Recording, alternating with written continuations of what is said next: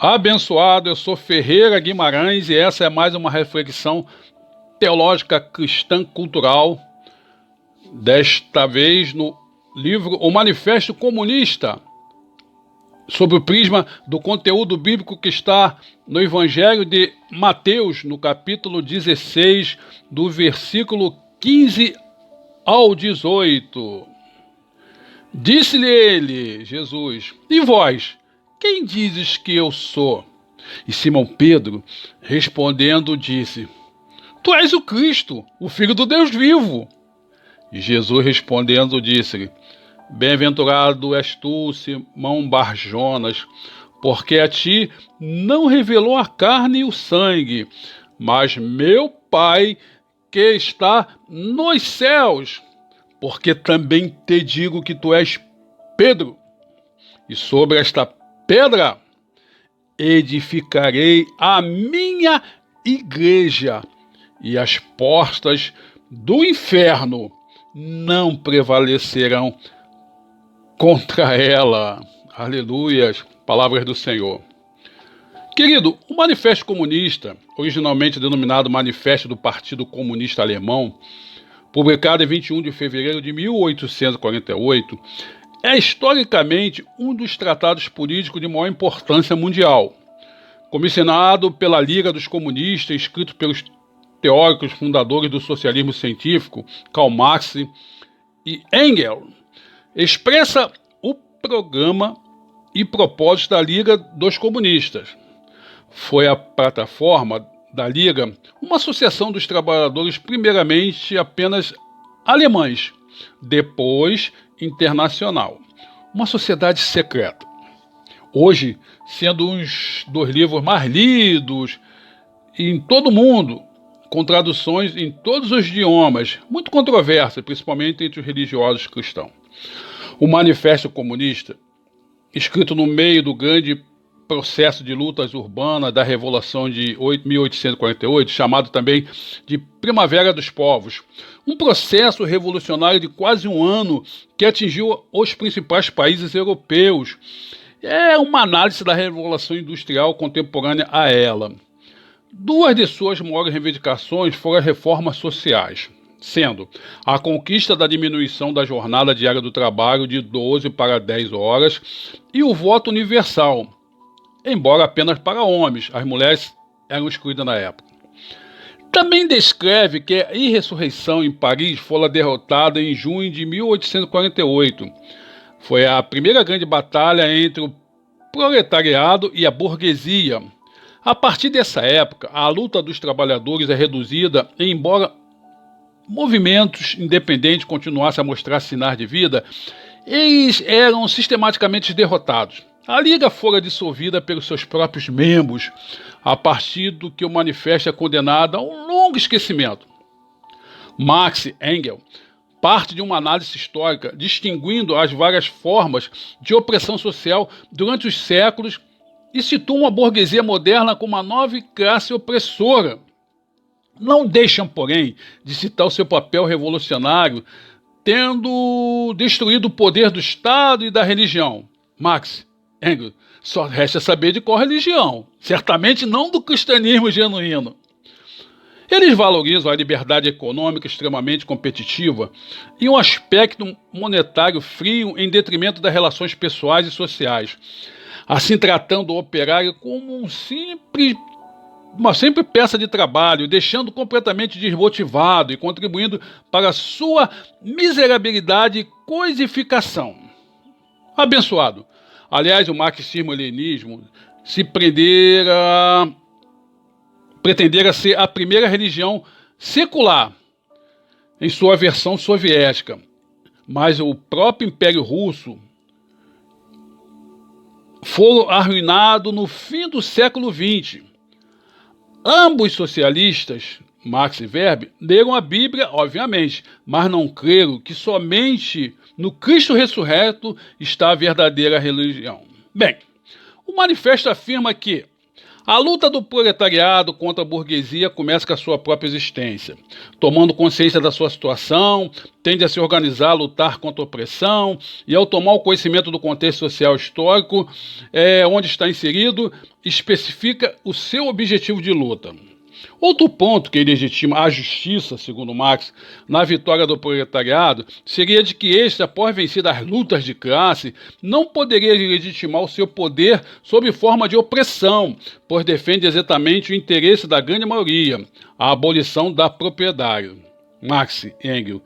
Vocês não leram, ou se leram, não creram, que quase 700 anos antes de Cristo, o profeta Isaías afirmara que a justiça dos homens é um prato de imundícia. Até hoje, na política que nós vemos aí no Supremo Tribunal Federal, onde se aperta, sai pus. Bem, o manifesto critica o modo de produção capitalista e a forma como a sociedade se estruturou através dele. Busca organizar o proletariado como classe social, capaz de reverter sua precária situação, e descreve os vários tipos de pensamentos comunistas, assim como define o objetivo e os principais princípios do socialismo científico. A exclusividade entre o proletariado consciente, portanto comunista, segundo Marx e Engels, é de que visam a abolição da propriedade privada e lutam embasados num conhecimento histórico da organização social. São, portanto, revolucionários. Com o desenvolvimento do socialismo e a divisão em classe social, desapareceria e o poder público perderia seu caráter opressor. Enfim, seria instaurada uma sociedade comunista.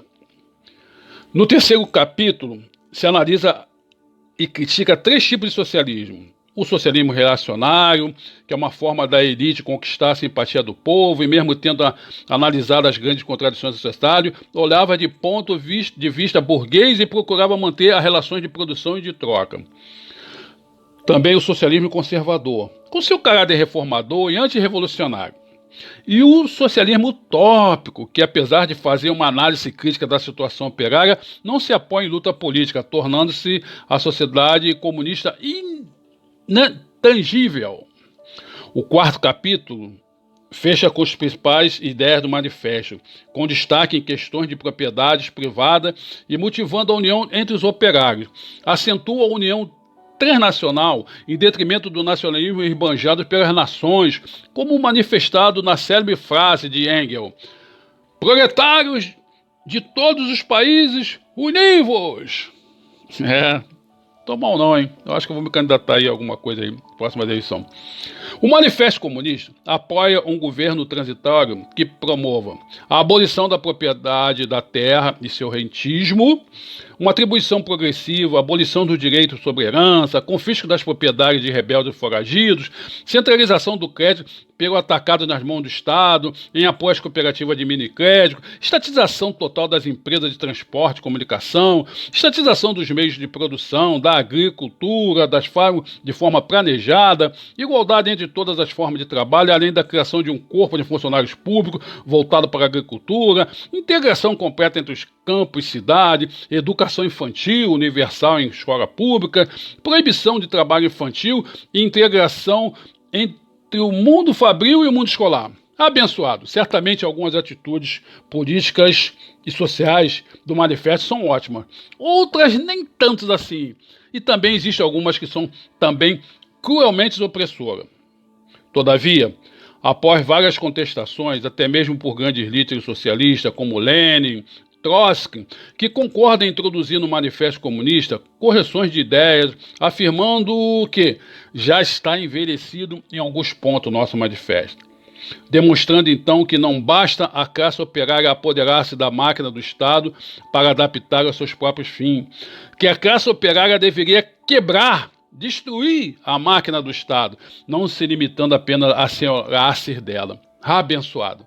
A título de esclarecimento, Vladimir Lenin, famoso marxista e líder da Rússia socialista, afirma que em sua frase famosa: as revoluções são as festas dos oprimidos e dos explorados. Querido Lenin, como teólogo, discordo de você totalmente em gênero, número e grau. Violência gera violência. Só o amor de Deus implantado nos corações dos seres humanos, Lênis, mudam a instituição familiar, mudam a sociedade, mudam o Estado. Entendeu, Marx? Entendeu, Engels? Mesmo porque, logo após a Segunda Guerra Mundial, de 1939 a 1945, formou-se na Europa, sob a liderança da União Soviética, um bloco de nações chamado de comunista. Esses países tornaram-se ditaduras que tanto combateram, promovendo perseguições cruéis contra seus próprios opositores. A sociedade comunista justa e harmônica, idealizada lá por Marx e Engels, jamais foi alcançada. Utopia, evidentemente, conforme a Bíblia ensina. Queridos, abençoados, Marx, Engels, Lenin, Trotsky, que a verdadeira paz só se tem quando se tem Jesus Cristo na mente e no coração. Saibam que o grande humanitário universal, Jesus, que além de único e suficiente Salvador de nossas almas perdidas, desde um tempo da eternidade anterior ao próprio Éden adâmico, ao se deparar com as características de um humilde pescador, Simão Barjona, sisudo, Pedro, Petros, do grego, pedra pequena, afirmara que a sua fé, Petra, do grego também rocha, a grande pedra, que as portas do inferno real, não o inferno alegórico, cheio de deuses complicados, ciumentos, de Dante Alighieri, não prevalecem, não resiste contra o avanço da Igreja de Cristo. Então, Marx Engels, nunca será uma revolução de vocês, por mais armada que seja, ou mesmo altamente cultural, que vai vencer a verdadeira religião, que é o próprio Senhor e Salvador Jesus, que também comprovara ser ao vencer a morte na cruz do Calvário. E disse: eu sou o único caminho, eu sou o religare, do latim, a relegação de salvação. Eu sou Jesus Cristo, a verdadeira religião. Aleluias! E você, ouvinte desse ouvinte, que é hoje, não através de uma revolução política, de um movimento filosófico, social e econômico, mas um simples ânimo de fé, como aquele pescador humilde, seguiu o verdadeiro caminho que nos leva de volta à casa do Pai eternamente, basta crer em Jesus Cristo. Amém ou não amém?